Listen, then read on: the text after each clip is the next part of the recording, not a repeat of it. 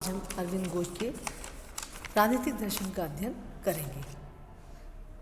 इनका अध्ययन किया था उग्रवादी विचारक और निष्क्रिय प्रतिरोध के समर्थक और आध्यात्मिक राष्ट्रवाद के संबंध में अध्ययन किया था। आज हम उनके राज्य संबंधी विचार का अध्ययन करेंगे कि अरविंद की राज्य संबंधी विचारधारा विकासवादी है।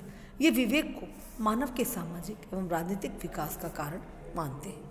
मानव विकास का प्रथम स्तर मूलभूत विवेक है। द्वितीय स्तर पर विवेक का युग प्रारंभ होता है, जिसमें केवल विवेक के आधार पर ही समस्त क्रियाकलाप निष्पादित होते हैं। तीसरी स्थिति भविष्य की अति विवेकी मानवपरक चेतना होगी, जिसके द्वारा मानव का पूर्ण विकास होकर उसके जीवन में आमूलचूल परिवर्तन दिखाई देगा। समाज में ईश्वरीय पूर्णता के दर्शन होने लगेंगे। वे राज्य को केवल मात्र यांत्रिक का ही मानते थे। अरविंद की विचारधारा में राज्य को अधिक महत्व नहीं दिया गया है। वे समष्टिवादी नहीं है। व्यक्तिवाद उनके विचारों का प्रमुख आधार था, किंतु ये संकीर्ण व्यक्तिवाद ने होकर मानव गरिमा को संरक्षित एवं सुरक्षित रखने वाला व्यक्तिवाद है। उनके व्यक्तिवाद में दम का कोई स्थान नहीं था। अहम को समष्टि में समर्पित कर दिया गया है। अरविंद इस मान्यता को अस्वीकार करते हैं कि राज्य श्रेष्ठ मस्तिष्कों का प्रतिनिधित्व करता है। राज्य का एक भौतिक आवश्यकता है। उन्होंने कहा, राज्य एक सुविधा है और अपेक्षाकृत हमारे सामूहिक विकास की एक बड़ी सुविधा है, जिसे कभी भी स्वयं में साध्य नहीं बनाया जाना चाहिए। उन्होंने राज्य की सर्वोच्चता को भी चुनौती दी और कहा कि राज्य को मानव प्रगति का सर्वोत्तम साधन बनाना हास्यास्पद है। मनुष्य समुदाय के द्वारा जीवित रहता है, अतः वह अपना विकास स्वयं व्यक्तिगत रूप से या सामूहिक रूप से कर सकता है। अरविंद ने राज्य के आंगिक सिद्धांत की आलोचना की है। वे केवल समाज के संदर्भ में आंगिक समतुलना प्रस्तुत करते हैं। वे राज्य को अंग सदृश न मानकर केवल एक यंत्र मानते हैं, ऐसा यंत्र जिसके द्वारा मानव मस्तिष्क पर नियंत्रण स्थापित करने का प्रयास किया जाता है। राज्य के कार्यों के बारे में अरविंद के विचार अधिक उदारवादी नहीं थे। वे राज्य के कार्यों को सीमित करने के पक्षपाती हैं। राज्य का कार्य केवल बाधाओं को दूर करना एवं तथा अन्याय को रोकना आदि है। स्पेंसर तथा अरविंद के विचारों में काफ़ी साम्यता है। दोनों का विचार था कि राज्य द्वारा न तो शिक्षण कार्य किया जाना चाहिए और न राज्य द्वारा किसी चर्च अथवा धर्म विशेष का पालन कराया जाना चाहिए। ये विचार अरविंद को व्यक्तिवादियों श्रेणी में ला खड़ा करते हैं, किंतु अरविंद आर्थिक व्यक्तिवाद के समर्थक नहीं थे। वे टी.एच. ग्रीन की तरह व्यक्ति के सर्वांगीण विकास आत्म विकास के पक्षपाती थे। वे समाजवादी दर्शन के लोक कल्याणकारी आर्थिक कार्यक्रम से प्रभावित थे। लोक कल्याणकारी समाजवादी विचारधारा का उद्देश्य उन्हें स्वीकार्य था, किंतु वे इसके अंतर्गत व्यक्ति तथा राज्य के उद्देश्यों को समान मानने को तैयार नहीं थे। व्यक्ति के जीवन का उद्देश्य परम तत्व की चेतना एवं मोक्ष प्राप्ति है। इसके विपरीत राज्य का उद्देश्य सामाजिक एवं आर्थिक आदर्शों की प्राप्ति है। अरविंद के अनुसार समाज की आंगिक एकता पर ही राज्य की एकता आधारित है।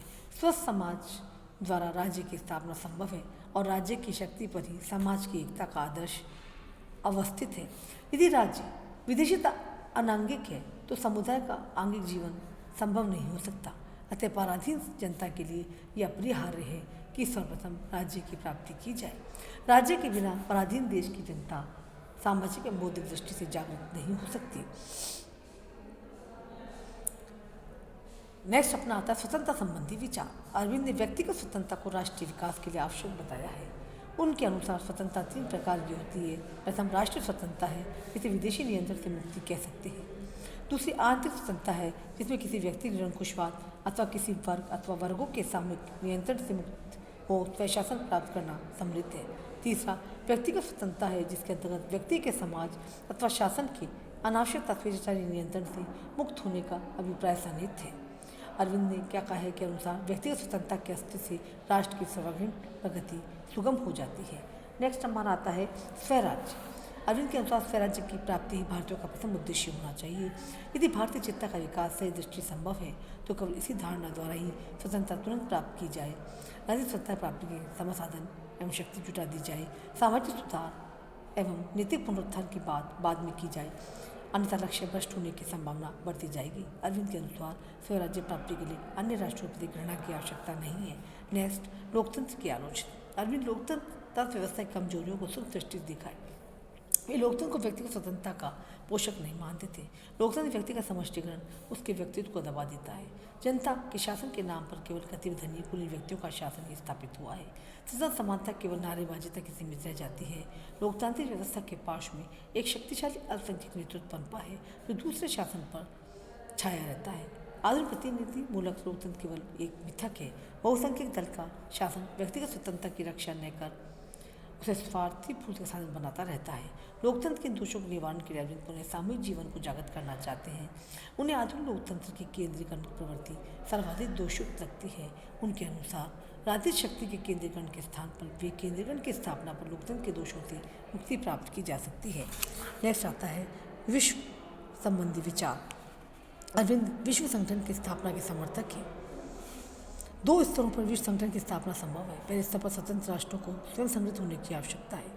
बाद में इसके पश्चात संगठित राष्ट्रों को पारस्परिक मतभेद और स्वार्थ मिटाकर विश्वत्व यानी अथवा अंतर्राष्ट्रीय का दृष्टिकोण विकसित करना है।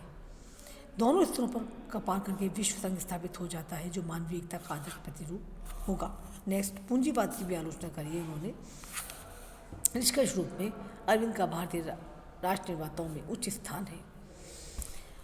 उन्होंने 1907 और 1909 में भारत के लिए पूर्ण स्वराज्य का आदर्श प्रस्तुत किया था। उस युग में पूर्ण स्वराज्य का समर्थन करना साहसपूर्ण और विलक्षण दूरदर्शिता का काम था। अरविंद के योगदान की चर्चा करते हुए करण सिंह के शब्दों में राष्ट्रीय आंदोलन को गूढ़ और आध्यात्मिक भेद देने, उसके सामने पूर्ण स्वराज्य का प्रेरणास्पद आदर्श रखने, भारत की विशिष्ट सांस्कृतिक परंपरा के तेज में नवजीवन अनुप्राणित करने, स्वतंत्रता के आदर्श की प्राप्ति के लिए राजनीतिक योजना तैयार करने तथा सारे आंदोलन को अंतर्राष्ट्रीय मानव एकता के आदर्श के मुख्य प्रसंग में रहने का सर्वाधिक श्रेय अरविंद को ही है। थैंक्स।